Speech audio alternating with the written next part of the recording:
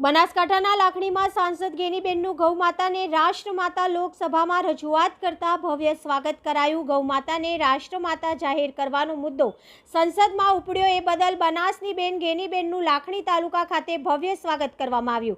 લાખણી તાલુકામાં હાથે હાથ જોડો કોંગ્રેસ સમિતિ દ્વારા ન્યાય યાત્રા રથમાં દેશભરમાં બનાસનું ગૌરવ વધાર્યું અને ગૌમાતાને રાષ્ટ્રીય ગૌમાતા જાહેર કરવા લોકસભામાં કોઈએ પહેલ કરી હોય એવા કોંગ્રેસના બનાસકાંઠા સાંસદ ગેનીબેન ઠાકોરનું લાખણીમાં ભવ્ય સ્વાગત કરવામાં આવ્યું। ત્યારબાદ લવાણા ગામે ન્યાય યાત્રા રથને લીલી ઝંડી આપી યાત્રામાં જોડાયા। ડોર ટુ ડોર પત્રિકા વિતરણ કાર્યક્રમમાં હાજરી આપી હતી। કાર્યકર્તાઓનો ઉત્સાહ વધાર્યો હતો। આ યાત્રામાં જિલ્લા પ્રમુખ ભરતસિંહ વાઘેલા, પૂર્વ ધારાસભ્ય ગુલાબસિંહ રાજપૂત, હાથે હાથ જોડો પ્રદેશ અગ્રણી ભીમાભાઈ ચૌધરી, જિલ્લા પ્રમુખ ડામરાજી રાજગોર, કિસાન નેતા ઠાકરસિંહભાઈ, તાલુકા પ્રમુખ સાગરભાઈ દેસાઈ, જયેશભાઈ, ભલજીભાઈ, દેવાભાઈ, જગતાભાઈ વગેરે મોટી સંખ્યામાં કાર્યકર્તાઓ જોડાયા।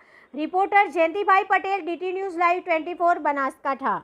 સંસદમાં ગાય માતાને રાષ્ટ્રીય ગાય માતા જાહેર કરવા માટે અને ગૌવંશ ઉપર પ્રતિબંધ લાગવા માટેનું આપણા બનાસકાંઠાના લોકલાડીલા સંસદ સભ્ય ગેનીબેને પહેલ કરી ત્યારે એમનું ભવ્ય સ્વાગત થઈ રહ્યું છે। આજે લાખણી ખાતે એમનું પણ ભવ્ય સ્વાગત કરવામાં આવ્યું।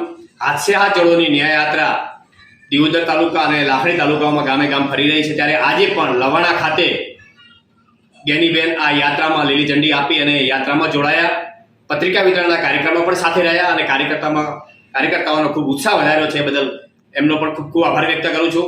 ગામે ગામથી આ ન્યાય યાત્રામાં લોકો જોડાઈ રહ્યા છે, લોકોની જે સમસ્યા છે એ પણ અમને જણાવી રહ્યા છે અને આગામી સમયમાં જે લોકોની સમસ્યા છે એ સમસ્યાઓને લઈને અમે જિલ્લા કલેક્ટરને આવેદનપત્ર આપીશું અને લોકોને ન્યાય અપાવવા માટેનું કામ કરીશું। ધન્યવાદ।